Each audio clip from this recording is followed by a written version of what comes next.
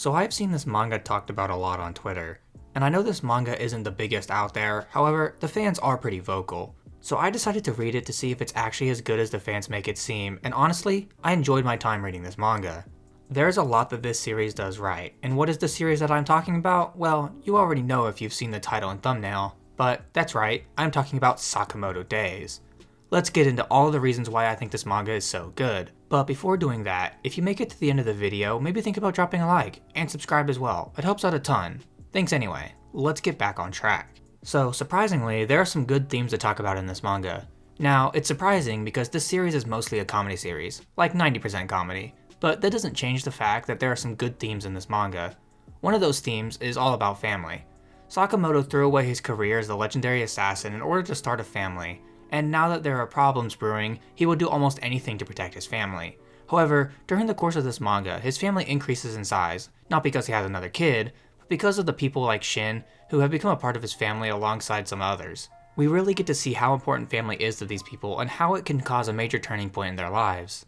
Alongside the family aspect of Sakamoto Days, they make sure to emphasize the importance of friendship as well. Not all the characters are close enough to be considered family, but the friendships that Sakamoto and Shin form throughout the series is nice. There are so many lovable characters in this manga that it actually makes it pretty hard to pick a favorite.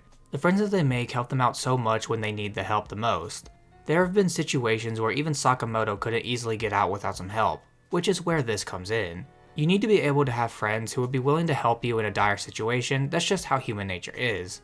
And of course, Sakamoto and Shin were able to find that, which is awesome. So there is one actual really good theme that is covered a lot in Sakamoto Days, and that is accepting who you are today. We all change as time goes on. Some of us become better people, others not so much, but we need to be willing to accept change and grow from it, which is what a lot of the characters do. Sakamoto has learned a lot from his past. He now no longer goes into a fight with the intention of killing his opponents because he now realizes the importance of life.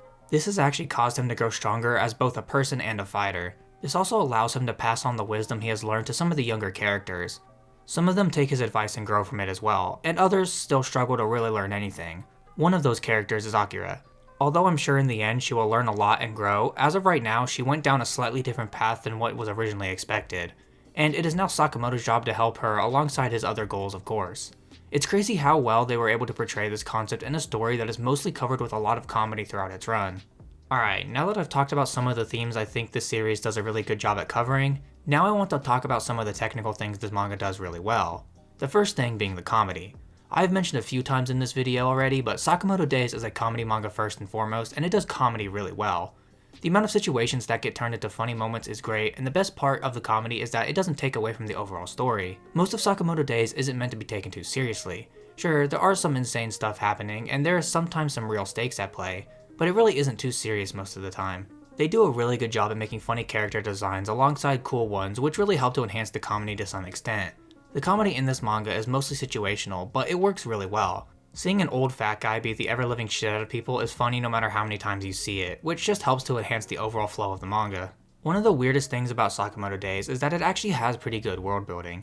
This is pretty surprising considering, as I mentioned earlier, this is mostly a comedy story. But Sakamoto Days goes out of its way to explain the assassin world and how it works. We get to learn about the rankings, we learn about different divisions and the order, as well as a school that you can attend to become an assassin. It's really interesting to learn all of this stuff as it enhances the story a lot, as now we understand a lot more about what is at stake and why the antagonist needs to be stopped. Sakamoto Days has a very large cast of characters, and there is not a single one of them that is boring or bad, which is very impressive. Each individual character has their own unique traits that makes them both fun and interesting. The character designs are also really super unique and help to make the comedy a lot funnier, but what I really love is the character interactions. All of the character interactions in this manga are great. There isn't a single one that doesn't serve a purpose in the overall story. Some of them also have great comedic payoff.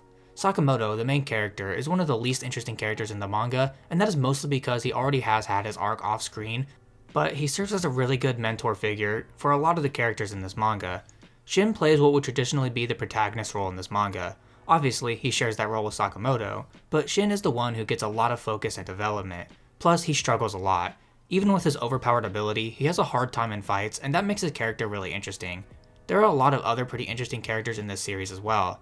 Uzuki, or X, the main antagonist of most of the manga, is a really interesting character. As the series goes on, we start to learn more about him and realize that he isn't just some evil terrorist bastard. He also has his own issues to deal with, like he has to deal with multiple personality disorder, which is a major plot point in the manga. He is powerful, intimidating, and also can be weirdly kind at times.